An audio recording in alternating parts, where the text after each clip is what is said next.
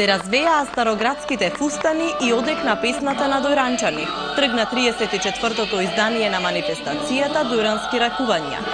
Гости, туристи и домакини ја наполнија летната сцена во Дојран. Велат дојранските ракувања се одлична можност за масовно привлекување на посетители. Ова е најубавото нешто што може да се случи за Дојран. Со ова можеме повеќе гости да привлечеме. Треба уште да се обнова, да се појачува уште. Треба да се инвестира во тоа. Луѓето треба да се анимираат тука.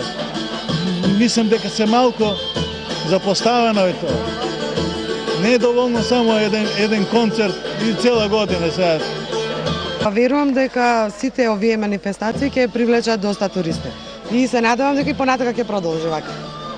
На познатото место под јаворите ќе се постават театарски представи, ќе свират оркестри, ќе играат народни ансамбли. Во 4 дена културна програма предвидена е и проекција на документарни филмови. Сето ова е замислено и остварено со 2000 евра пари од државата, како и средства од скромниот буџет на општина Дојран. Градоначалникот порачува да не се маргинализира градот.